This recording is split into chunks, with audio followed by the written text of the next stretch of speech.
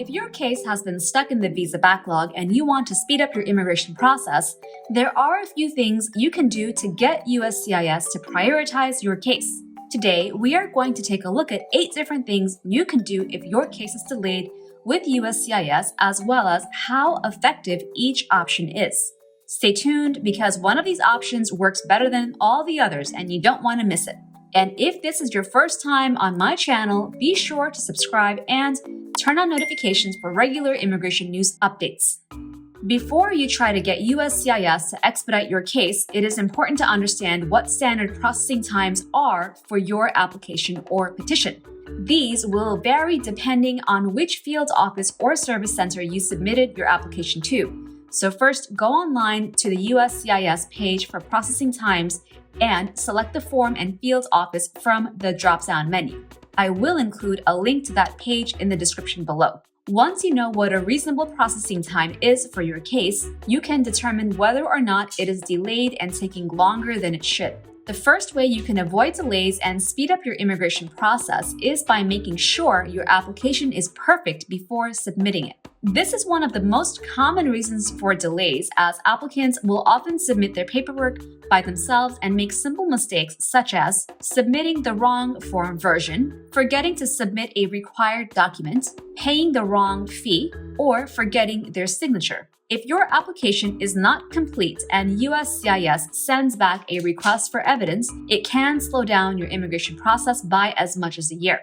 This is probably the easiest and most important step you can take to avoid delays. Next, if your case is taking longer than it should, you can submit an inquiry with USCIS. To do this, send them a letter using the address on your receipt notice, explaining your delay and requesting that they take action. You will want to include basic information in this letter, such as your case number, alien number, receipt notice number, the date you filed the case, the receipt date, and what type of case it is. You can also try calling USCIS, navigate their automated phone system, and ask for a Tier 2 officer once you reach a person, at which point they will tell you to expect a callback in the coming 7 to 10 days. USCIS receives a lot of inquiries every day and has heard every type of reason for expediting a case. So make sure that you have a strong reason with documentation before investing a lot of your time into this. In addition to contacting USCIS by mail or by phone, you can also use their e-request portal if your case is outside of the normal processing time. To do so, use the link I've provided in the description below and start your case inquiry.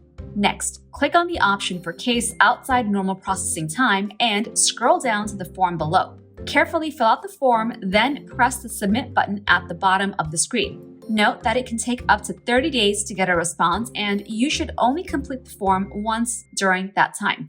Premium processing is a $1,225 fee that can be paid to expedite certain work visa applications. Unfortunately, it is not available to any family visa petitions and also requires a reason for the request. It's not enough to pay the fee and request faster processing simply because you want it to go faster.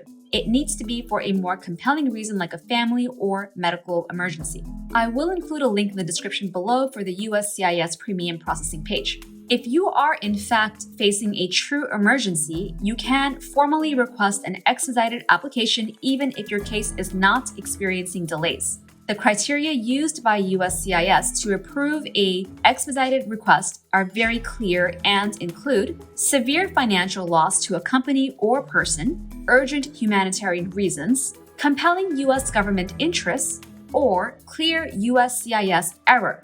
You will not be granted this request if USCIS thinks the emergency is your fault. If they can prove that you filed too late, you did not make your expedited request soon enough, or you did not submit your forms properly, then they will not accept your request. In addition to contacting USCIS about your case, you can also contact the Office of the Citizenship and Immigration Services Ombudsman.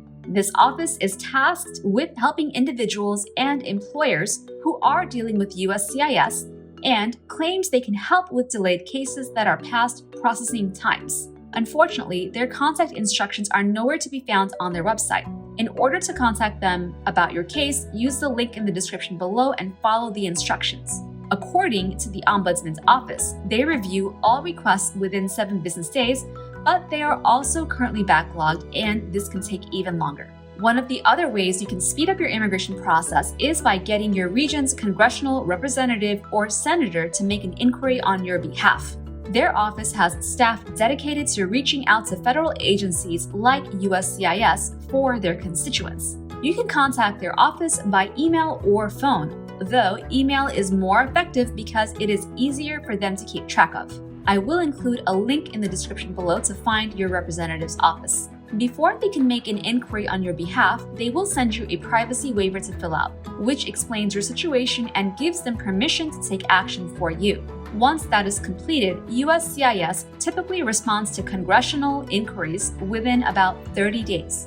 Note that it is not uncommon for USCIS to respond that they are doing a security check on you, which can discourage your representative's office from taking a political risk on your behalf.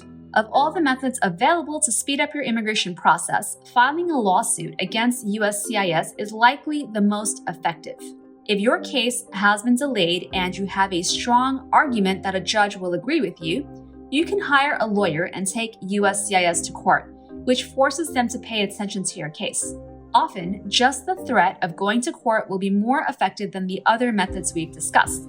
In order to do this effectively, you will need to hire an immigration attorney. Assuming you have the resources to do so, then this is probably your best option. However, please note that these cases are most effective once a certain period of time has passed from the start of your case. What do you think? Do any of these methods work for you? Have you or has someone you know had success with any of them? Leave me a comment and let me know. And if you want to hear how USCIS is addressing the visa backlog, be sure to watch my recent videos summarizing their update on family-sponsored visas, employment-based visas, and K-1 visas, among others. I'll include a link to that here. I will also include bringing you additional immigration news as it's available, so be sure to subscribe and turn on notifications if you have not done so yet. Click here to watch this video next, and I'll see you there.